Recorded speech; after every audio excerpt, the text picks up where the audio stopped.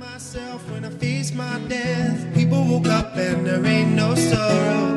Ain't no more gonna tell you that. Only reason I don't wanna give it up.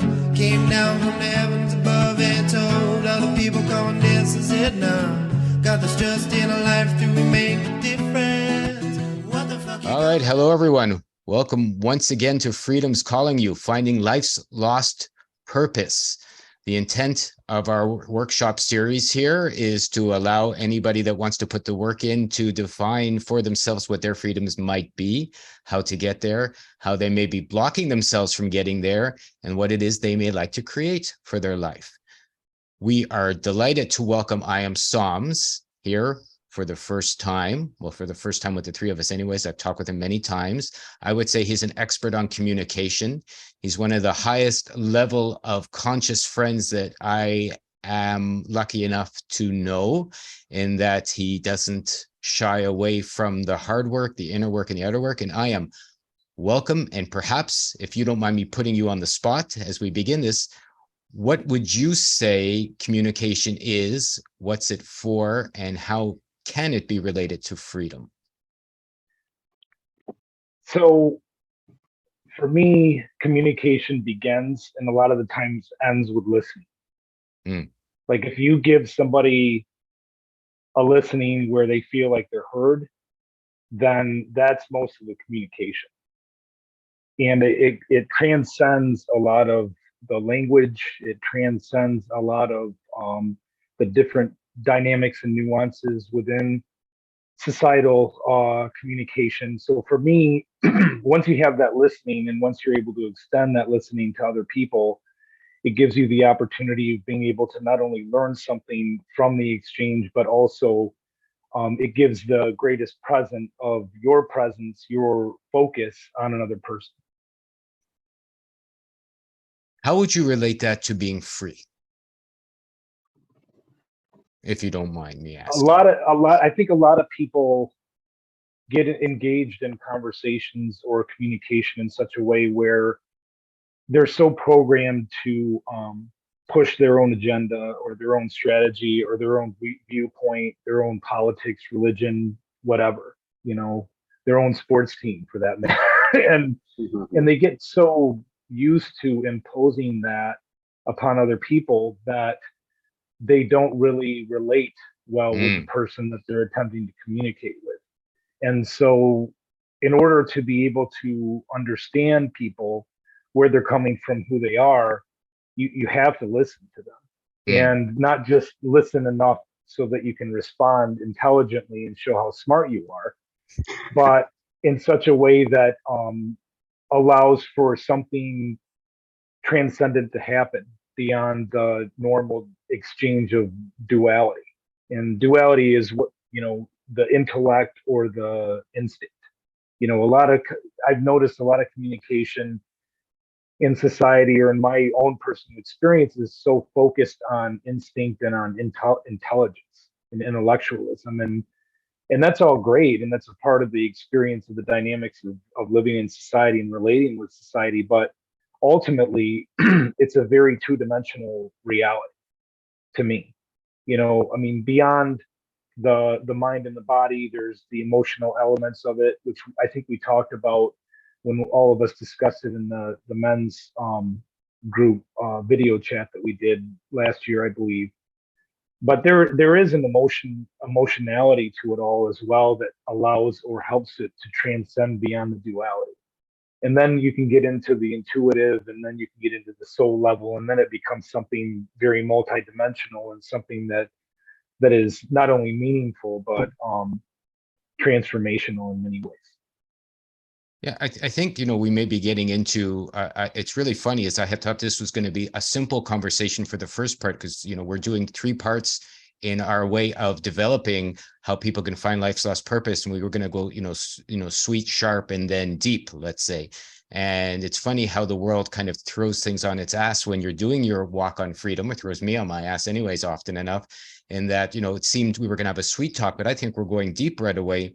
In that the communication, what you've described, to listen to people, the listening of what's going on is very important, not only in the people you interact with, but then listening to yourself, you can turn that back in and listen to your own deeper yearnings, desires, intuitions, guts, intuition that I feel most people have lost in this day for one reason or many. And part of that listening, I believe, comes from listening to yourself. Yes. Even in a conversation with another person, like a lot of the times people may not have a certain awareness or consciousness of how they're communicating or how they're relating. They're just going through the mechanistic motion, so to speak. And so they're not able to be present enough to offer that listening. But to me, you talk about the freedom and what communication brings in regards to arriving at a space of freedom. I believe that a lot of the conversations, or I feel that a lot of the conversations in society, a lot of the ordinary conversations. While he's sorting that out, I can hear you now. Now we can hear you. Okay, back. Yeah. Right. Okay. Well, I mean, Go I ahead. think the fact that we're talking multidimensionally, we just got an example of what happens when, you stop listening to someone or the communication just stops. It's like it's going on a three-way. I must have slipped out the door to another dimension or something like that. So you were talking about, communicating your freedom. Yeah. So to the point that you were making in regards to communication and leading to freedom, most communication in society I've felt is very ego based, and people use their egos as a form of expression because it's seemingly safer, or it avoids vulnerability and it avoids genuine and authentic connection. So the freedom is to be able to transcend beyond or break the ego in the conversation and the communication, so that you are able to not only be present to the other person, but be present to yourself. And in the same time, within the multidimensionality of it, be present. You're clear. I mean, it's really important. I think what's getting shown here in our actions is, even what you're communicating to the universe and how you're communicating and the direction you take is as important as what you want to get and understanding what you're asking for. Like you say, if you're asking through your ego and you're acting through your guts, or you're acting through your guts and you're asking through your ego, the experience you get in life might be very different than what you think it's supposed to be. And maybe if you're open to the communication of the experience, you'd be able to find out what the universe is trying to tell you in relation to what you're trying to get, if you know what I mean. Oh, absolutely. And I tend to, these days, and you probably picked it up in the last article that I sent you, the artificiality of social reality. I don't really have a lot of tolerance for the mundane that much anymore. When we started shifting years ago, and aligning ourselves with that universal voice and that universal signature energy, it's hard for me to be in those ordinary mundane conversations, whether it's like work or family obligation of attempting to, maintain relations that are barely there, so to speak, because we all have them. We have conversations with our moms or our dads or our brothers or our sisters, and it's not like this. It's all very, how are you doing, what's happening, how's your job, blah blah blah. It's there's a value in that, but in relation to what we're talking about right now, and the essence and the soul of communication and the connection with the universe, it pales in comparison. Yeah, they're dead, so to speak, or those conversations feel dead. It's like I'll talk to my father or my mother, and you can almost close your eyes and hear the same 6 sentences going back and forth that you've said for the last 30 years. How's it going? How's your health? How's the house? How's the dog? And they give you back whatever, and it's like talking to a zombie. Even though they're alive, they're not really alive. And I would say they're not free, as you say, because if you're locked in your consciousness and in your ego, you're living in a very small world. So small, it's like you're chained up in a closet almost, or they are. And for me, personally, it's painful to even have the conversations with them now, because it's almost like you got to squeeze yourself back into the communication closet and jam yourself in there, and lock the door and cover the windows and plug your ears. And then you can kind of have a conversation without hearing, because I can hear the communication of my own, let's say, soul. I'll put it that way, or my own higher dimensional being. I hear theirs screaming. right? I mean, that's the other side, let's say, of this communication, is when you open yourself up to the universe and you're standing with your friend, as you mentioned, or your brother, or your biological brother or sister, what have you. You know, literally, I can hear their soul screaming from a prison of existential angst, let's say, you know, because where are they going? You know, maybe they're getting older, you know, they're not young anymore, and maybe they're heading towards an ending that's not so nice, I'll say, you know, from my studies, or an ending that's not so pleasant to their life here on this planet. And, you know, what do you do with that? I mean, that's all part of the communication and opening up to this pain, not only yours, I would say, but like getting back to what you said, the listening. If you're really listening to someone, you know, and they're not evolved, I'll put my fingers in the air, or they're not in a higher dimensional level. I personally hear the crunching, let's say, of their fifth dimensional monsters eating them. You know, I'm going to really go out on a limb here. If you go on to take the archons, I can hear them having supper, you know, when I'm talking to my father or my mother, or just someone I've met on the street.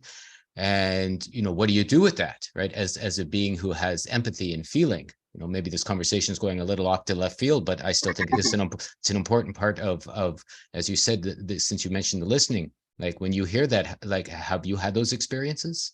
I am. Yeah, I used to have them with my father for a long time, and then at some point in time, eventually I realized, when I did have an authentic conversation with him for the first time ever, and I was able to really get into his listening, and all of a sudden I had the epiphany that he is who he is. So I got to that space with him, and I practice this with a lot of other people that I don't have this type of relativity with, like with you and Cambell. And I got to a space of accepting people for who they were and who they weren't. And I'm glad you brought up empathy, because empathy is for a conscious person, it's a very difficult experience to be where you're at in your own awareness, and then experience other people enslaved by their own minds or their own egos. And that's a hard thing to be with when you're an empathic person, when you're connected with your emotionality, when you're connected with your soul, when you're connected with your intuition, because you're in a space of watching somebody crawl across the desert that hasn't had water in a long time, and they're still crawling, which is a good thing. There's a progressive motion, but it's brutal. You know, the sun is burning their skin and they're dying of thirst, but they keep crawling and keep crawling. So the empathy is important, because that's a part of the listening. If you can apply the empathy to that listening, then it helps to transcend that communication into that freedom. Yeah. I mean, well, all if you can't internally communicate with yourself, you're going to have issues externally communicating with other people. I think that's what we come into with all these reactive conversations, is we're talking to people who won't talk to themselves. So that's why they're just on a program on repeat, because they won't go in and change the program. They're too scared to. So, I mean, we've got to make, you know, you do have to sort of decide where you're going to put your time and everything, because, you know, we know, right, you become the average of the 5 people you spend most time with and all this. So we do have to be careful of who we're spending time with. But you know, we all have loved ones, right? Like we mentioned, our parents and that's where the empathy comes in. I think we need to understand that these people, you know, they're still people going through things, and I think all communication is really just people trying to express their values, and that's what these conversations are. We're just trying to get to a place where we, you know, can have a mutual understanding of values, because everyone wants to be heard, everyone wants their values to be heard, and that's what most of these conversations really are. You know, that's why conversations get weird, right? You start talking and they start going sideways, and you're like, what's happening here? And it's because this person they just want to be heard, they want to get their value out, you know. And so many people live their whole lives just squashed down, then they feel that they can never express themselves. And so so when they finally get the chance to, right, it goes haywire, because it's all emotional, it's all so I think yeah, with communication, people just want to be heard, you know. And I think it's just you have to choose your conversations, but, you know, with the empathy bit, we do have to understand that people are on other levels, and you know, if we can help them, you know, see a different way, or at least show them that we can see their values and we're listening. I think that's the biggest thing. People don't necessarily want you to, well, they don't, we know, they don't want you to tell them how to change their life, how to live their life. They just want to be heard, right? And of course, communication is, commune, right? Community. It's without communication, it's hard to build a community. And we see in the wider world that the communication has fallen down, and so has the community. Absolutely. I'm glad you brought up the reactivity in communication, because I feel the awareness of how reactive communication is in society helps us to transcend beyond that. And there's definitely an acceptance, like you were talking about, Cambell, in regards to people that are where they are. And part of that may be the societal repression and oppression of institutionalized programming and conditioning that we all go through as human beings in this reality. And so one, it's they either don't know it's possible, or they know it's possible and just don't want to do it, or don't have the value like you're speaking about. They don't share the value, or they don't experience the value of having deeper, meaningful, authentic conversations of that regard. I mean, think about that, the men, right? The men of the 50s and 60s, those dudes hardly spoke at all. Yeah. But because it was just, the programming was so strong, right? It's like, I'm a whatever, I'm a truck driver, and rah, rah, rah. And so I just talk about trucks. And, it's this whole thing of coming this program, right? Here's the program. How much do you want to live into it, kind of thing, where all that does, we know, right, shuts you down. And that's where we are now. Everyone's kind of like breaking the program, and we're trying to have bigger conversations. And of course, bigger conversations bring, bigger insights and all this stuff. So, I mean, I did talk about the empathy, and I do, I stand by that, with loved ones and that, we have to be empathetic, right? You don't want to be the asshole, walking around to your family saying, well, you're just idiots, I'm so intelligent, ha, ha, ha. But in the bigger picture, we need to make sure we're not surrounding ourselves with those people. I mean, family is one thing, but if you're looking around and that's all you're getting is reactive, oh, how was your day kind of conversations, then you need to go and look for better communication, better conversations. Because everything's frequency, right? They're just going to drag down. And we know that these conversations are always like, I can't, I won't, poor little me, look how hard it is. And that kind of stuff is programming as well. For sure. And I feel that people attract into their experience of communication or relativity, they attract, like you were saying, in regards to the energetic signature, the energy that they put out there, they attract whatever it is that they surround themselves in, or they find themselves in. And a lot of the times I feel that it's happenstance, or it's a victim of circumstance type of a dynamic where they don't choose certain things. I mean, like for me personally, I've gone through shifts in my life. And even if I'm speaking with like my brother or my mom or my dad or whatever family member, friend that doesn't value what we're talking about, or doesn't incorporate or integrate into their life experience what we're talking about, I've gotten into a space of attempting to be more of a role model in regards to how that can exist and how that can manifest through those shifts that I've had, because I used to be that way. And sometimes I am, more often than not, sometimes with my wife, but sometimes I get into a space where, the ego takes over and you become unaware of the influence and the impacts that has on other people.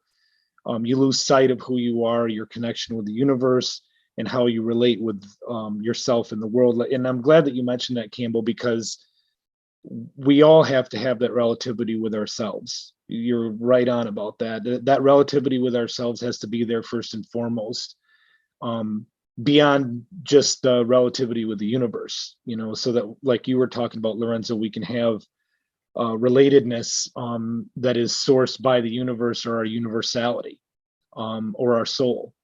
And once that happens, I have noticed that even with family members or friends, things shift in our conversations and we start talking about things like this, and we don't get that deep into it because I think that there's a certain energy signature within the expression of the universality that we are bringing into the reality in which we exist in a social sense. There's a certain amount of energy that we have to acclimate ourselves to, especially the energy that comes from the universe or from our soul or from universality or whatever, and how we express it into our relativity with people. And so when we're able to exercise that to an expression of being through our lifestyle, and then we shift that into our lifestyle, then it becomes natural. You know, we can have these conversations and it's not too much for us, or it's not something that wears us out or blows our mind or whatever. It's just, it's a different form of communication. Mm. I mean, Dropping the judgment. I mean, it would depend, I guess, on your intent. No, that's all right. On your intent for life, like what you're intending, right? Like if you're intending full freedom and you want to get in touch with the deeper, darkest aspects of becoming a multidimensional being, in which case I find you have to be super ruthless with your choices and the time you spend. As you said, you've had enough of a lot of the I guess the cowardice, you know, maybe I'm paraphrasing a little bit of the actions of the people you hope would change from the last few years and the challenges that came in. Whereas it seems to me as well, most people have tried to run back, not everyone, but a fair amount of them, to run back to their comfortable cages of reality, you know, we'll say. And, you know, I having done print with our new Agora, and stood, you know, with a torch for 12 years saying, come on, freedom's this way, like, especially from Canada, where I'm from originally, and having seen the majority of people say, you know, too bad for you. You know, I'm paraphrasing in a quiet way. You know, I don't really want to do the hard work. I don't want to do the inner work. I don't want to face my demons. I don't want to face my darkness. You know, like it's an interesting juxtaposition. Like I can see my awareness going in two ways here, because I always get humbled in talking with Iam, because even though he does the hardest of work, he does it in such a kind way, is about the best way I'm going to put it, that it seems like, you know, a sweet way of sharing the hard stuff.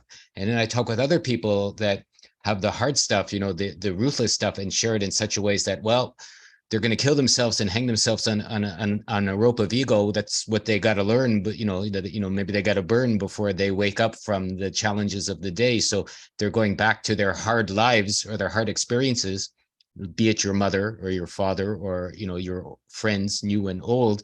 You got to go, good for them, you know. But so does that make you a bad person? Like when I'm communicating with myself, or does that make you the kind of person that just wants to be free and stand in that light and see what happens? It's easy to get drawn into societal attachments, and kind of what I was hearing you were getting to is in regards to conversations or communications we have with people in our lives where it may not be going as fluently as possible, or it may not be something that's aligned with the universe or our intuition or our soul. And that's a part of the communication too, is releasing the attachments to the outcomes of our conversations with people. That's true. But the other thing too that's really important as well is silence. Like every day, I practice meditation twice a day for 20 minutes. And I try and be in silence as much as possible if I'm not speaking or talking or relating with people, because there's something about silence and being in silence beyond the listening that you have for people that really helps you to understand how to really relate and communicate with people. Yeah, I mean, I think a lot of conversations that people have aren't really conversations, right? They're really just people trying to tell other people how to live their lives. And I think this is a big sort of problem, right? You should, yeah, and you know how much people love that. Oh, they love it. They love it, don't they? They're like, thank you. I so wanted you to come and tell me what to do. And this is the thing, right? And we see it all the time with, you know, people who are, you know, newly awoken, right? If you want to put it that way. And they've got some information. They run around. Everyone has to listen to them, and everyone has to see it from their perspective, or else they're just asleep and stupid and all this. So I think a big place where we go wrong with all this is the perspective of maybe life is happening for people. Maybe all these things that we perceive as bad and maybe would be bad in our experience is to help other people, is to help them grow, right? You gotta hit the pit before you can climb up, right? So all these things like, you know, things that we interpret as bad, that can be for people, right? That can be there to help people grow. So as far as these conversations with people that seem, they're negative or they can't seem to see anything, we can also look at it, this is the empathy, right? What's their lesson? What are they going through? Like, what can they learn from this? Because the problem is most people see reality the wrong way, right? They think it's against them. What if it's all for you? What if we're just interacting with it wrong? And so that way, when we communicate, we get into this I'm right, you're wrong kind of thing, right? This worked in my life, so clearly it's going to work for 8 billion people. Quick, do what I'm doing. Well, that's not what's going on here, right? Everyone's on their own mission. Everyone's got their own signature. Everyone's got to go through, climb their own ladder, right? Which is another thing. You can't jump up a ladder, right? You've got to go rung by rung, or else you don't understand the connections. I guess you can fly eventually, maybe.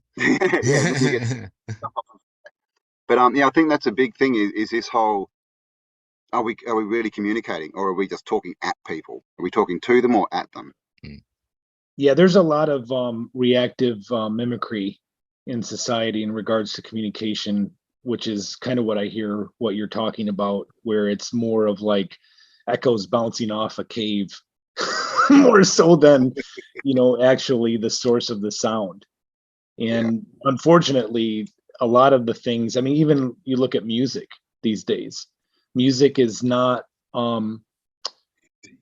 what it was or what it used to be in regards to it being like a source for sound or a sonic source. It's now more about echoes. It's echoes of that source nowadays. And that could probably be applied in regards to communication, because I believe that there's so many echoes out there that are bouncing off of each other in the Grand Canyon, so to speak, of society, that it's hard to, for most people, that haven't made a commitment or dedicated themselves to be able to relate or communicate in this way. It's difficult for people to navigate through all the echoes to find the source of that sound.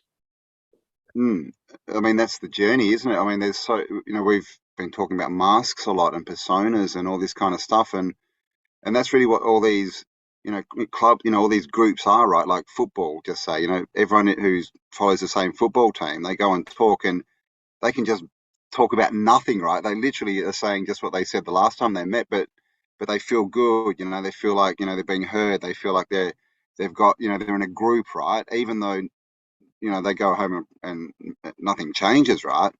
It's like we get these echo chambers where people just get in and it's all just like, your mask is fine. You're great. Yeah, I like the mask you've got on there. And so we just avoid all this stuff, and then people think they're conversing, but they're not. It's just this big sort of, let's all get together and just pretend that everything's okay.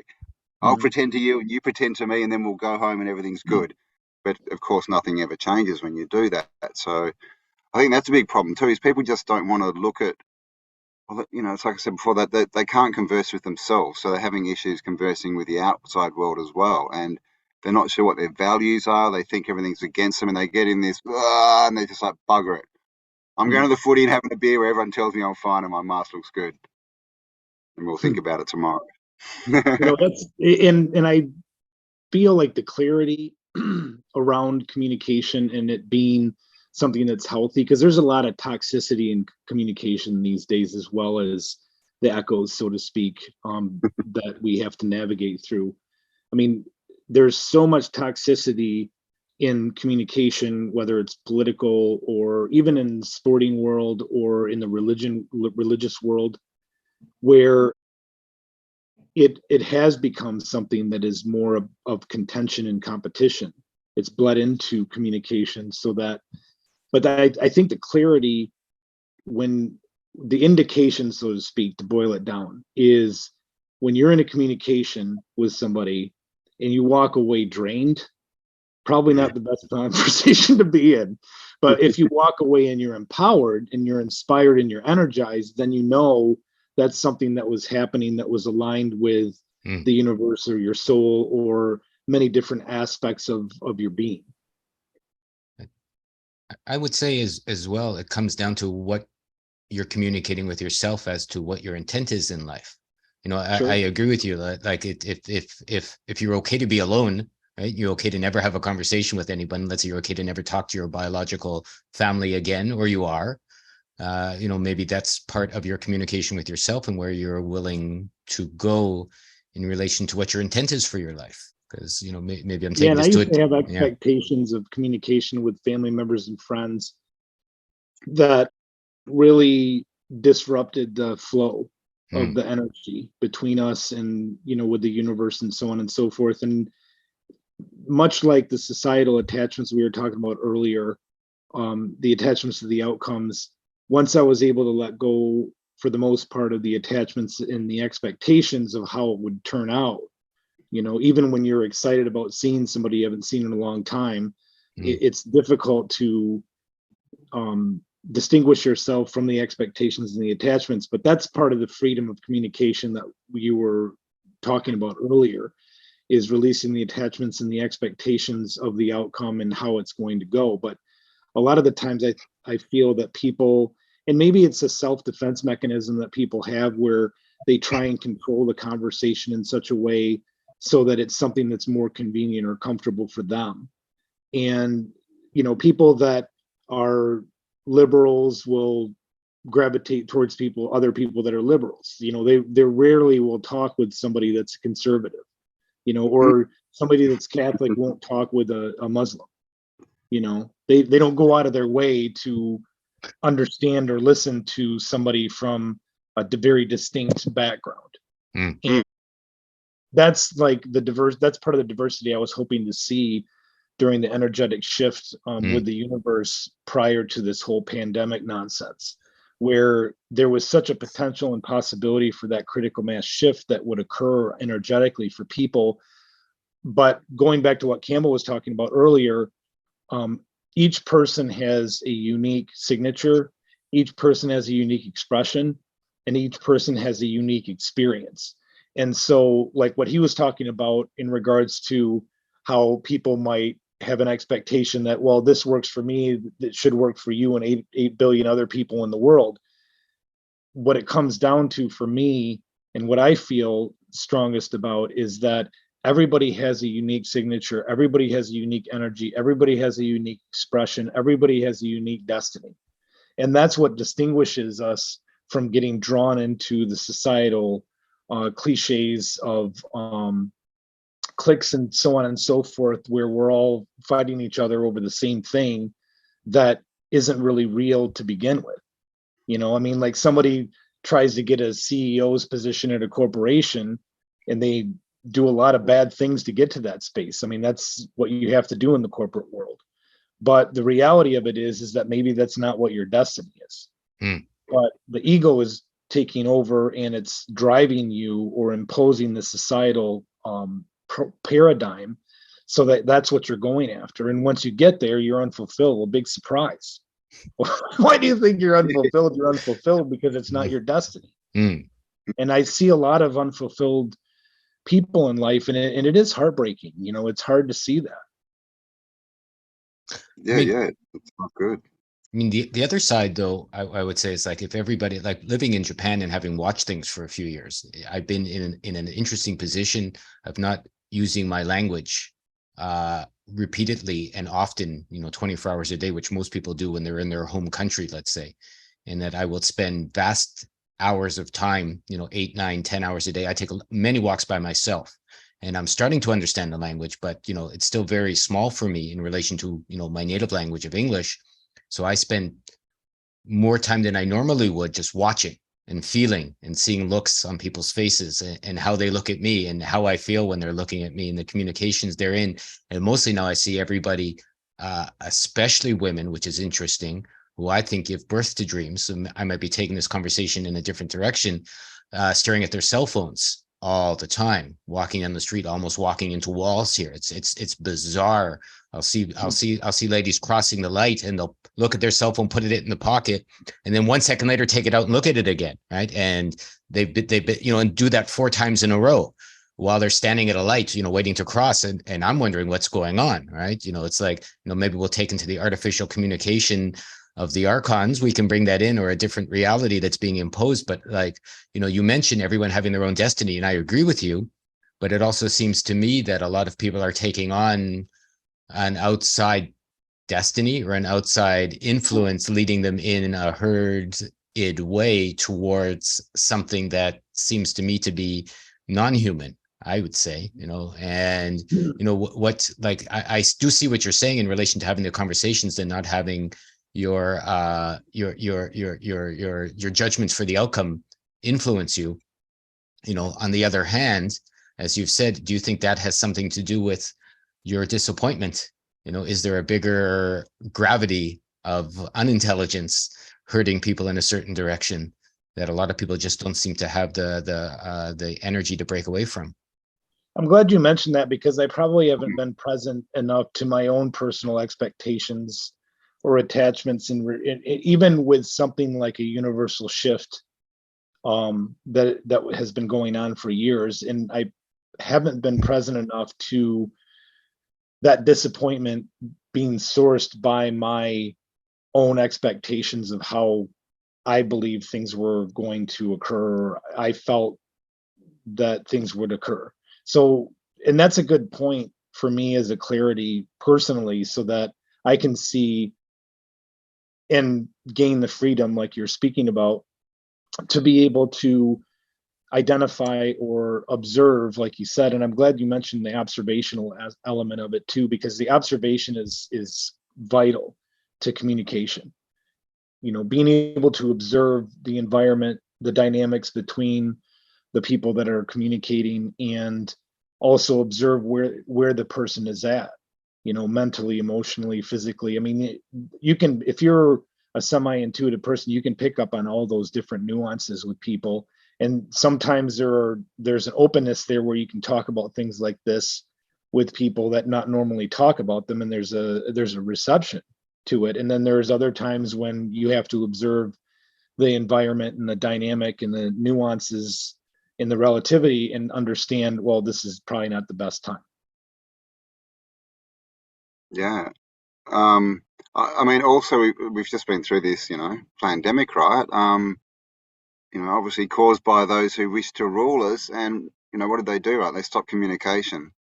Whack it over the mouth, and now we're literally in the position 2 years later where there's lots and lots of children that can't speak, that should be speaking, because they never got the chance to see their parents' mouth move, right? Mm-hmm. So they're killing the communication, literally. And then, then we can go into the scrying mirrors that everyone's walking around and staring at, and the whole dopamine hits, which is all part of it, right? This whole, short form, right? Everything's gone short form. Everything's like, 1 minute videos now, right? Because they just want these dopamine hits, right? Bang, bang, bang, bang, bang, bang. And there's no information in that. There's no communication. It's just this, programming. So that's definitely, this is a thing. They don't want us talking. We know this, right? I mean, look at the censorship that's gone on. When we talk, when certain people on a certain level talk, that they work things out pretty quickly, and they expose, these agendas pretty quickly. That's why they don't want that done. If we're talking about the archons, those who wish to rule us, that's their agenda, right? If you want to rule someone, you don't want to give them any power. If you want someone to be a slave, you're not going to give them a meeting room, right, to go and have meetings, because they'll just rise up against you.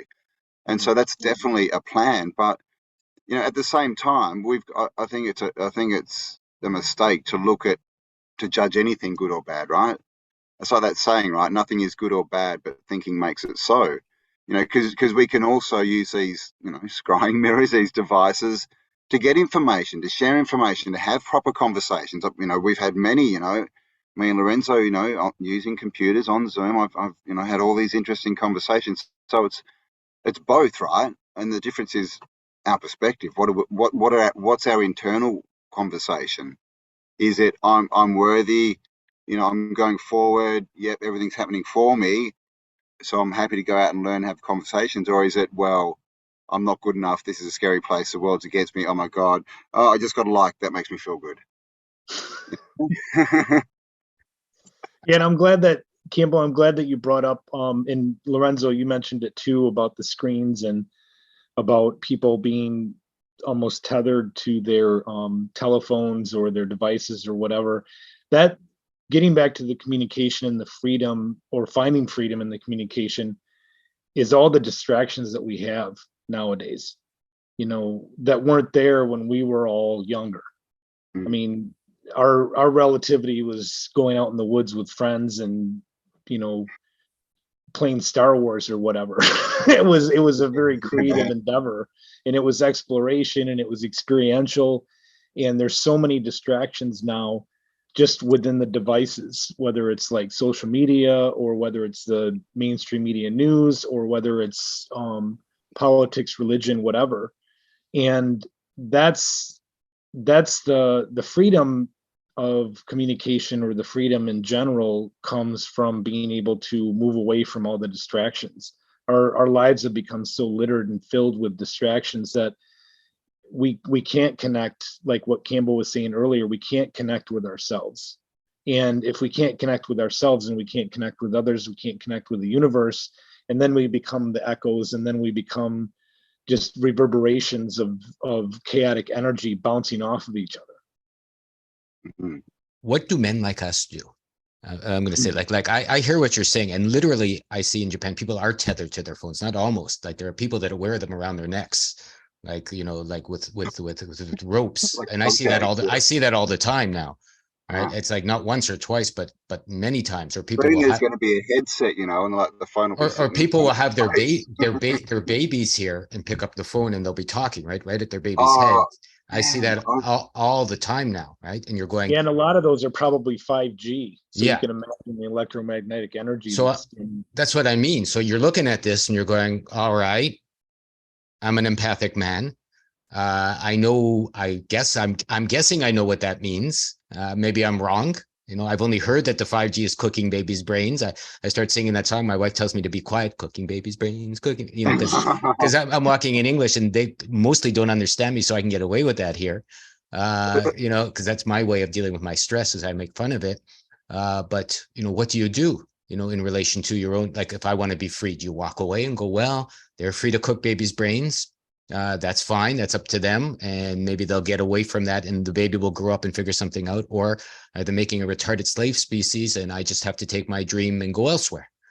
It's like, what do you do with that? We're talking about our communication and freedom, but if I want to be free ultimately, and I've heard, like, I don't know if you've watched any Chiron Last videos, right? Or they're like, are some people going, hey, we're all free or none of us are free. There are some people in that group, right? And there are some other people I've talked with that say, doesn't matter, if I'm free, and everyone else got to figure it out for themselves. And that's just the way it goes, lead by example. And if they come, they do. And if they don't, yeah, c'est la vie. What are you going to do? I would say that because I think we've ultimately always got choice of how to interpret these things, and that choice creates action and all this kind of stuff.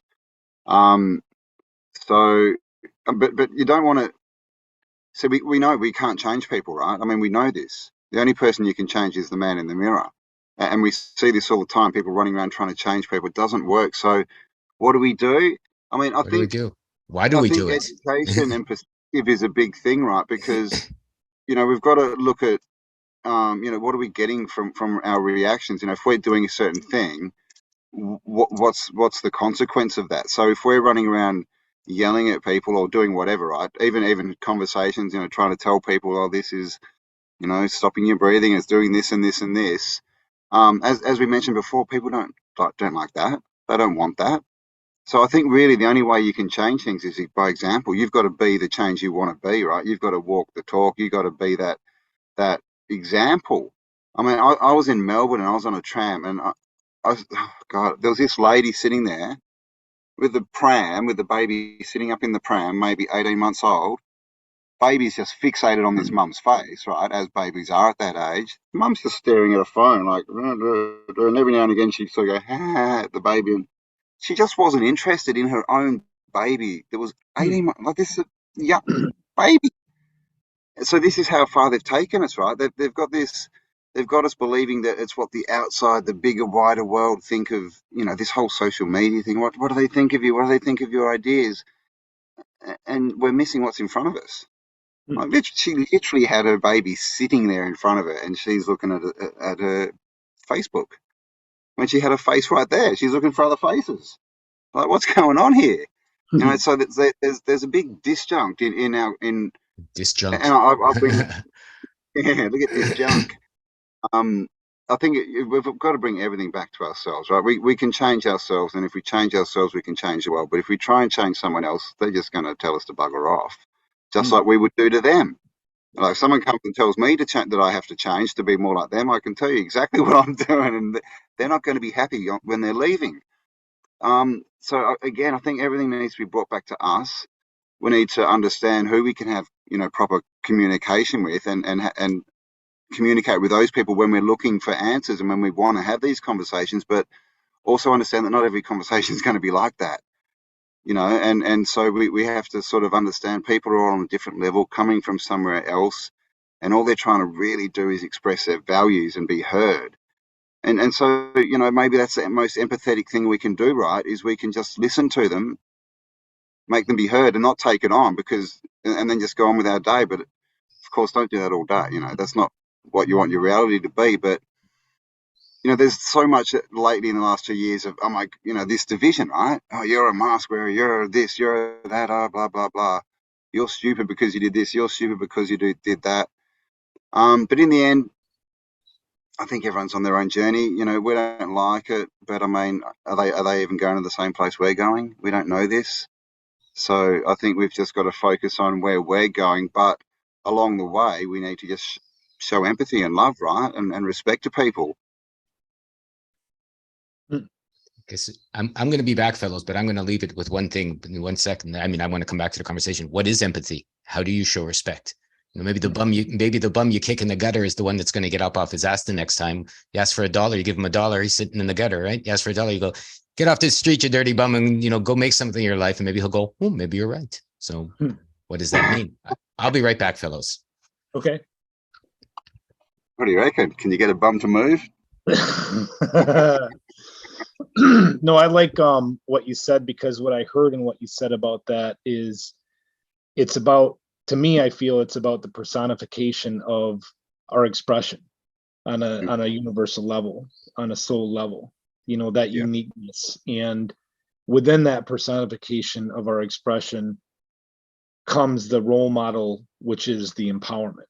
Like, if somebody's empowered to become intimated with themselves and relate with themselves on that level, it's a very powerful experience. I mean, it changes everything for them, in their own way, in their own time, and it's them doing it. It's not somebody telling them what they need to do. That's why I always thought it was, when you had that spiritual movement that was happening in like the 80s and 90s, late 80s, early 90s, and you had these gurus coming out, and all these people amassing around these gurus, buying their books, going to see them speak, whatever. And it was the same thing that religion was doing, mentality. And so, and that's the thing that scares, I think, people a lot, is that they have to pioneer their experience. They have to be a pioneer of their experience. They have to be a pioneer of their relatedness with the universe and their soul. And they have to be able to be the one that empowers their own shift in their experience, which is very similar to what you were talking about, Cambell, in regards to how you can't really tell people what to do, or that your way is the right way. I mean, I have people that, when we have ceremonies in Michigan, I've had people that came up to me and said, hey, I saw this in the ceremony. What do you think it is? And I said, I don't know what the hell it is. It wasn't my experience, because I don't want to tell them what I felt that it was, because then that'll influence and impact what their experience is. And so it's a very delicate situation sometimes within experiential circumstances, where you're basically, for me personally, it's all about being able to hold that space within my listening for people to find that pathway to themselves. I agree. And going back to empathy that Lorenzo said, but what is empathy? So I think empathy is just There's just non-judgment, right? It's trying to see people's perspective and giving them a voice. I think that's all empathy is. You know, we think that empathy must be this sort of kindness thing, and we have to go and do things for people. I personally think doing things for people is probably the worst thing you could ever do. Hmm. You know, because you're taking their power away, right? Like it's like a child. Like if you're raising a child, you're not going to get, you know, someone else to go and build its toys for it and then go, look, and sit it down and go, look, your toys are built, you know, your Lego's built. You want it to learn by doing that, right? And you're taking away something if you're jumping in and trying to give them, you know, your wisdom, right? This worked for me, so it must work for you. So I think that's the first thing is everyone's got their own path, right? And we don't necessarily know what that path is. And so we've got to be respectful of that, you know, and it's like I said, it's a ladder, right? Some people are lower on the rungs, some people are higher. And this sort of, which is around a lot of them are, right? This looking down, this you know, holier than thou. Well, I didn't put a mask on, I didn't take the shot, so ha ha ha, I shall look down on you. But we've got to understand that, you know, these people, it doesn't make them bad, it doesn't make them evil, it just makes them ignorant, right? They didn't understand what was going on. So is that enough to be condemned? Because the thing about condemning is that condemning's in it's all in us. This is what it comes back to. Everything's in us. So if we hate people, if we look down on, we're doing that to ourselves. Hmm. So when you hate someone, it's just a reflection, right? Of that. That's the universe saying there's something inside you. Pretty much, I'm going to say it's what you're talking about now, and you don't like that in yourself. So every conversation is really, it's a conversation with ourselves, right? Hmm.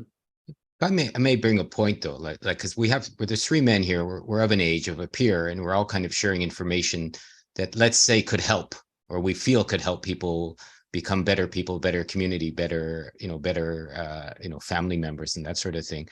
But what would you do? I've often asked my wife. Let's say you walked into a room and an adult was slapping a 4-year-old, right? And energetically, I mean, would you say, well, I mean, No, would you like watch that and walk out and go, well, that's their experience, no, I'd say the caveat is do no harm, cause no injury. Everything is based on universal law first. Yeah, but the cell phones, let's say, are doing harm, are causing injury, right? I mean, if you're saying the people have their opinion, like I'm playing the devil's advocate here, Campbell. Yeah. But if you get like 100 people giving you the opinion of the cell phone of the day, right? Like for example, in Japan, they just told everyone there was a typhoon coming one night, stay home, right? And I put my head outside after dinner. The air was beautiful, it was nice. I said, it feels great out here. What do I know, right? And I went for a walk in a busy neighborhood where I live, and it was the first night in the years I've lived here where there was no one down there, no one in the streets, no one out. There was no typhoon, there was no nothing. It was a beautiful, warm, breezy night, right? And I was following my intuition and going for a walk and enjoying myself. I could have walked down the center of the street, or if I'd wanted to, whereas everyone took the advice of their cell phone and stayed home, so to speak. So, are you getting their opinion? That's choice. Mm-hmm. So a child that's being, hit, abused, whatever, doesn't have a choice. But everyone with a phone has a choice to pick that up and look at it. They when they look at it, they have a choice to believe it. They have a choice to follow it. So the thing is, you can't take choice away from anyone. We don't. That's against universal law and all this kind of causing harm, right? That's my opinion is, yeah, it's all, everything's fine, but as soon as you cross that line, then anyone's fine to step in and stop that, and especially with children should, this is the thing, right? The children, right? They're the future, so yeah, I would say if you're restricting someone and making people do something, then you lose all you lose any sort of safety, whatever, anything, right? Because you've crossed the line. Isn't everyone? But you can talk, but you can, sit there and yeah, everyone's crossing the line, of course. Isn't everyone crossed the line these days? It seems to me. Well, we all do, and this is the other thing, right? Is we're all, none of us are good, and none of us are bad. We're all good and bad, right? But we love to go around and say, no, I'm just good and you're just bad. But that's not true. We've all done bad stuff. We've all done good stuff. And until we can see that in ourselves, we're just going to be judging everyone else.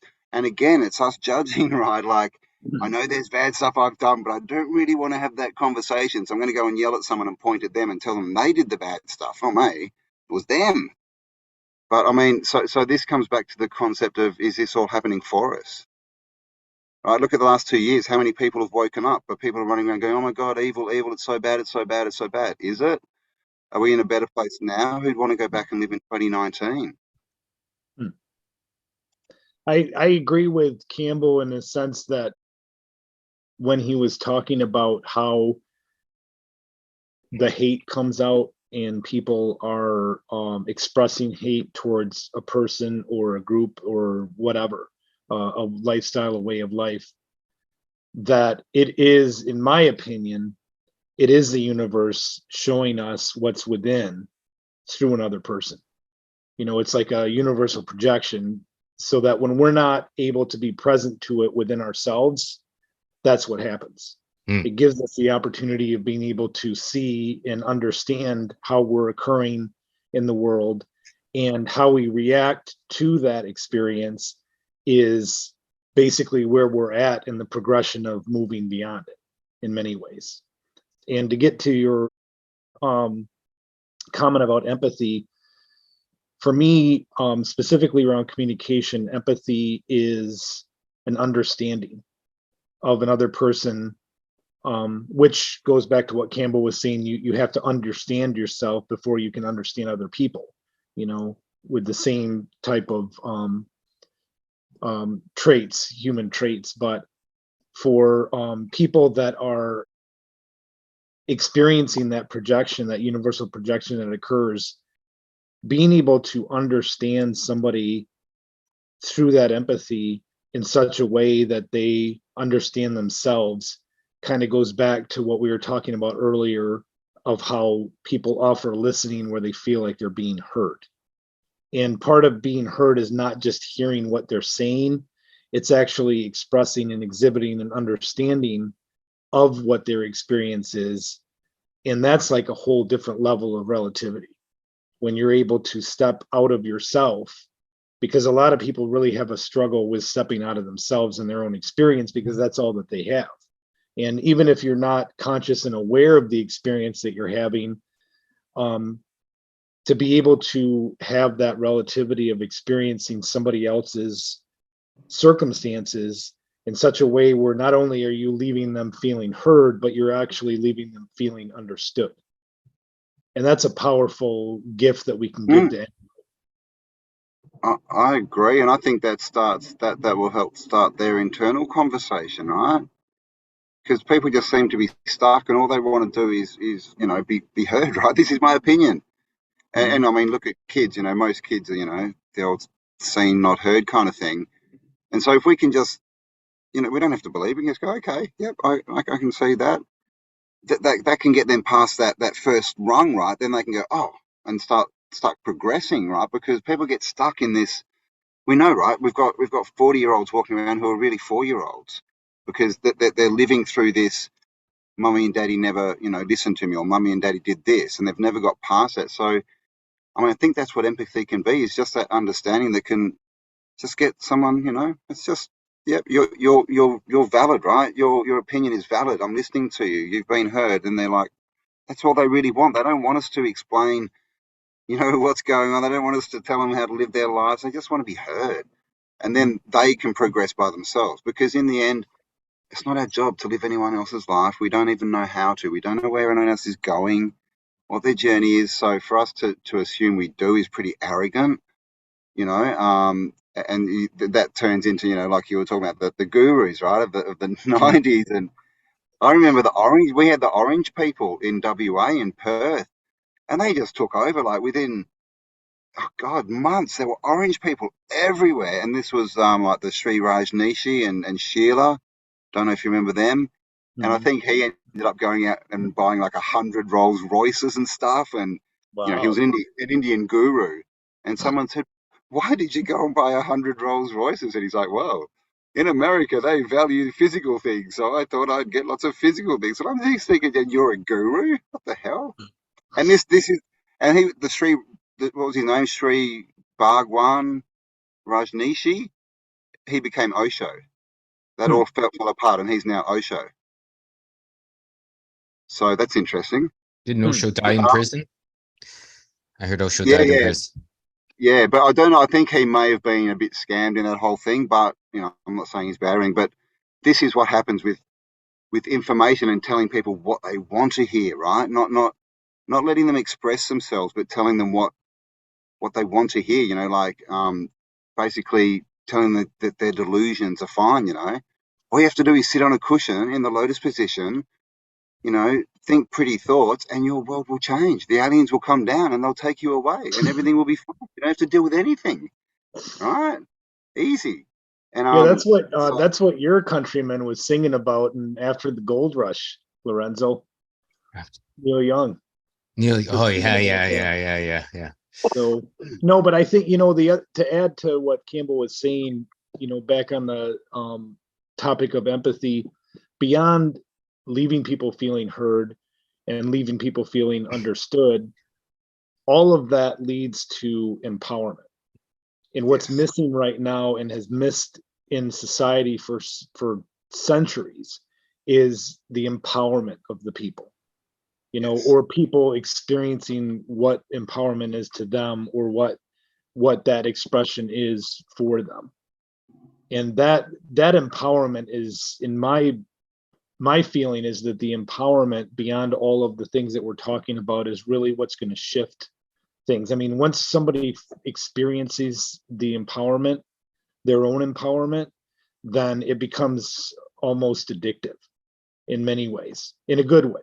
It becomes like inspirational, and then that's where the transcendence occurs, when you're able to empower yourself, or be empowered, as we all are right now in our conversation.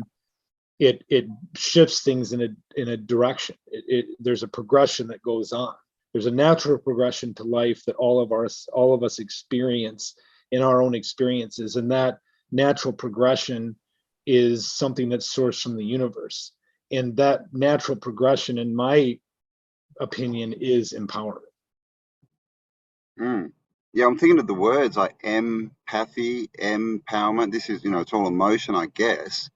Empathy is just denoting feelings relating to, treatment of some kind. So empathy is really, I guess, using our emotional energy to try and heal people, right? Which is just understanding and listening. And then when we do that, they can have an internal conversation which brings out their emotional strength, which makes them empowered. So I think that, language tells us a lot when we think about it. But I think the biggest thing we're getting to here is, don't be judgmental, and we don't have the right to be judgmental, right? And because all that does is shut down conversations. And I think if we start looking at conversations in a dualistic manner, right? We kind of think that a conversation is just this verbal thing, right? Just what's on the outside, right? But going between the mouth and ears. But I think if we start understanding that when we say something, that causes an internal conversation for the person, and they're not necessarily going to say that to us, right?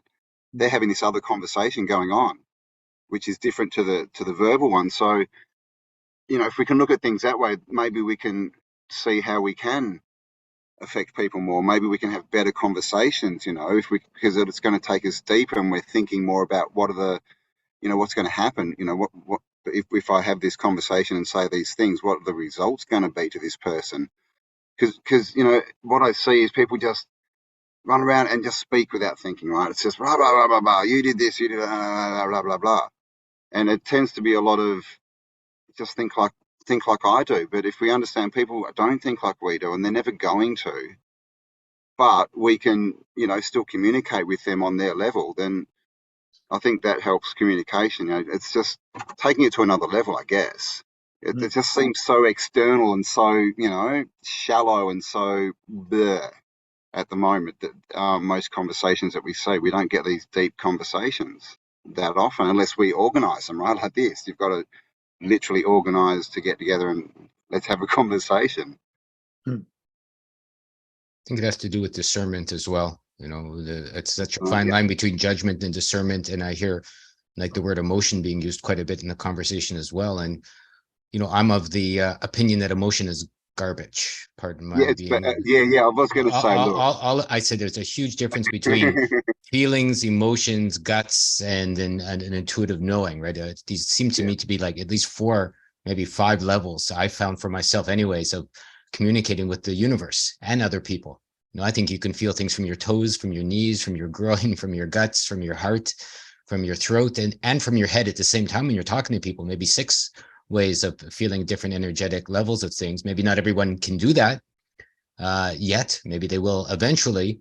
But, you know, since this topic is on conversation and freedom, you know, I'm going to turn it back on myself and say the more I've been able to access my own different levels of communicating with myself, the more I've been able to free myself from all of the levels of the challenges we've talked about in this conversation, whether it's family or community or politics or the person next door or my own wife or even myself in the morning when I get up and I go, I don't want to do that. And you go, well, which part of me is saying that, right? When, you know, like I just want to be left alone. I don't want to have this conversation with Iam and Cambell today. It's early in my morning. I'd rather, you know, go sit outside and do nothing today, right? And you go, well, who's giving me that advice? My emotions. And my heart goes, of course I want to talk with Cambell and Iam. This is going to be interesting and great. And, you know, it's really interesting to hear all those things going on just with me before I even sat down and opened up this conversation with you fellows.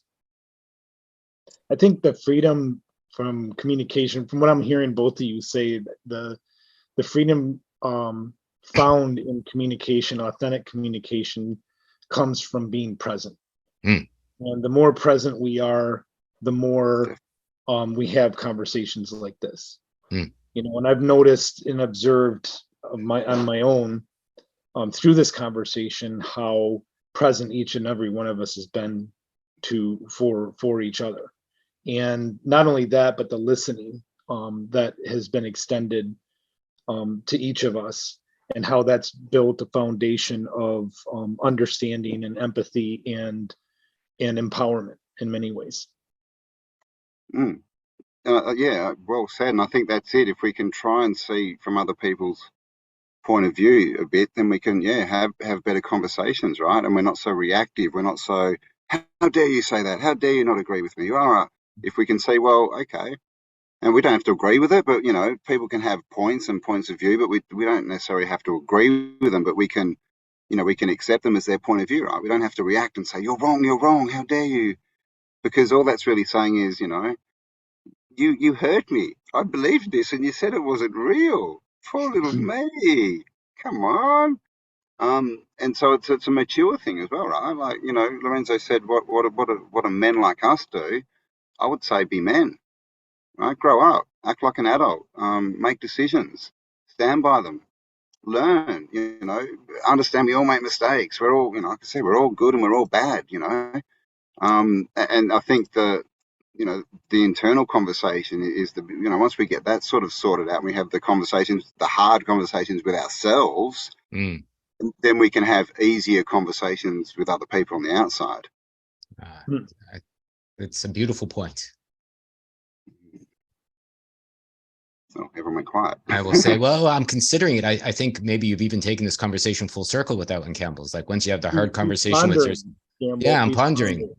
I was going, you've had the hard conversation. Like I'm always humbled. Like every time I talk with Iam, I get humbled with his acceptance of the people around him and how he communicates well with them. It's like, it's something I've been trying to emulate and get more of in my life. And I'm, you know, it's not my predilection to have the kind of patience that Iam seems to express every time I talk with him. So and where Cambell seems to take things to a wider community, let's say, then in a natural way, then has been my predilection as well. Like I just want to get to the heart of things and go, no, get to the freedom, understand how you're an idiot, and then you'll be great. And then, you know, share with people and they can pick it up or not.